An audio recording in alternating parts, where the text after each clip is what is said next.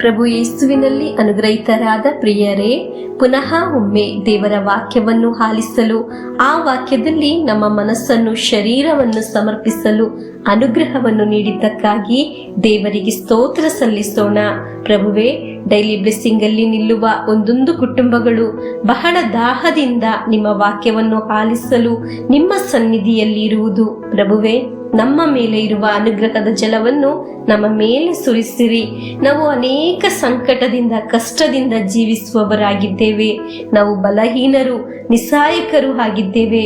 ನಮ್ಮ ಒಳಗೆ ಇರುವ ಸೋಲಿನ ಭೀತಿಯನ್ನು ತೆಗೆದುಹಾಕಿ ನಾವು ಒಮ್ಮೆಯೂ ಏಕಾಂಗಿಯಾಗಿ ನಮ್ಮನ್ನು ಬಿಡಬೇಡಿ. ಸೂರ್ಯ ಹುಟ್ಟುವಾಗ ಕತ್ತಲೆ ಬರುವ ಹಾಗೆ ಅನಿಸಿದರೂ ಸ್ವಲ್ಪ ಸಮಯದ ನಂತರ ಒಂದು ಉದಯ ಸೂರ್ಯ ಉದಯಿಸಿ ಬರುವ ಹಾಗೆ ನಾವು ಪ್ರಾರ್ಥಿಸುವ ಕಾರ್ಯದಲ್ಲಿ ಒಂದು ಅನುಗ್ರಹ ಉದಯಿಸುತ್ತದೆ ಎಂಬ ವಿಶ್ವಾಸವಿದೆ. ಆ ನಂಬಿಕೆಯಲ್ಲಿ ಆಗಿದೆ ನಾವು ಮುಂದೆ ಸಾಗುತ್ತಿರುವುದು. ಈ ಡೈಲಿ ಬ್ಲೆಸ್ಸಿಂಗ್ ಭಾಗವಾಗಿ ನಿಲ್ಲುವ ಎಲ್ಲಾ ಕುಟುಂಬಕ್ಕಾಗಿ ಪ್ರಾರ್ಥಿಸುತ್ತೇನೆ. ಮೋಶೆ ಕುರಿಗಳನ್ನು ಮೇಯಿಸುವಾಗ ಒಂದು ಮುಳ್ಳಿನ ಪೊದೆ ಉರಿಯುವುದನ್ನು ನೋಡಿದನು.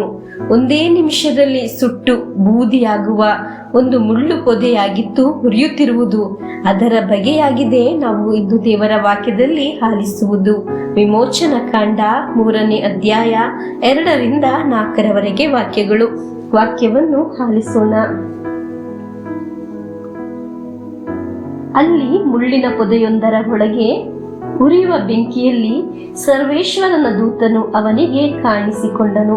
ಮೋಶೆ ನೋಡಿದನು, ಆ ಮುಳ್ಳಿನ ಪೊದೆ ಉರಿಯುತ್ತಲೇ ಇತ್ತು, ಆದರೆ ಸುಟ್ಟು ಹೋಗದೇ ಇತ್ತು. ಆಗ ಮೋಶೆ, ಇದೇನು ಆಶ್ಚರ್ಯ, ಪೊದೆ ಸುಟ್ಟು ಹೋಗದೆ ಇರುವುದಕ್ಕೆ ಕಾರಣವೇನು? ನಾನು ಹತ್ತಿರ ಹೋಗಿ ತಿಳಿದುಕೊಳ್ಳುತ್ತೇನೆ ಎಂದುಕೊಂಡನು. ಅದನ್ನು ನೋಡಲು ಅವನು ಮುಂದಕ್ಕೆ ಬರುವುದನ್ನು ಸರ್ವೇಶ್ವರ ಸ್ವಾಮಿ ಕಂಡರು. ಪೊದೆಯೊಳಗಿನಿಂದ ಮೋಶೆ, ಮೋಶೆ ಎಂದು ದೇವರು ಕರೆದರು. ಅದಕ್ಕವನು, ಹೀಗೋ ಇದ್ದೇನೆ ಎಂದು ಉತ್ತರ ಕೊಟ್ಟನು. ಪ್ರಿಯರೇ, ದೇವರ ವಾಕ್ಯ ಆಲಿಸಲು ನೀವು ಹತ್ತಿರ ಬಂದಿದ್ದು ದೇವರು ನೋಡುತ್ತಿದ್ದಾರೆ.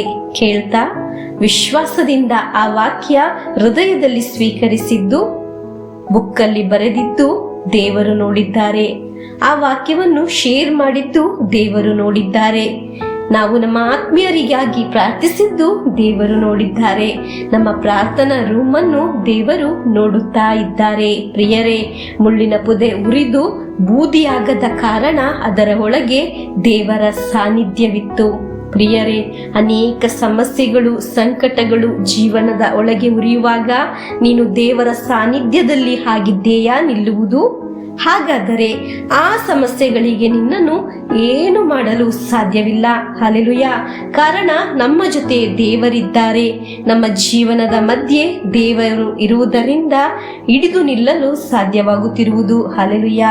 ದೇವರ ಜೊತೆಗಿರುವ ಜೀವನಗಳು ಮುಳ್ಳಿನ ಪೊದೆಯಾದರೂ ಒಂದು ಶಕ್ತಿಗೂ ಪರಾಜಯಪಡಿಸಲು ಸಾಧ್ಯವಿಲ್ಲ. ಪ್ರಿಯರೇ, ನಮಗೆ ಇಂದು ಆಲಿಸಿದ ವಾಕ್ಯದೊಂದಿಗೆ ಪ್ರಾರ್ಥಿಸಿ ಪ್ರಭುವಿನ ಆಶೀರ್ವಾದವನ್ನು ಸ್ವೀಕರಿಸೋಣ.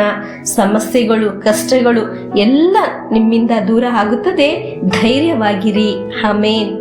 ನಮ್ಮ ಪ್ರಭು ಯೇಸು ಕ್ರಿಸ್ತರ ವರಪ್ರಸಾದವು, ದೇವರ ಪ್ರೀತಿಯು, ಪವಿತ್ರಾತ್ಮರ ಅನ್ಯೋನ್ಯತೆಯು ನಮ್ಮೊಡನೆ ಇರಲಿ.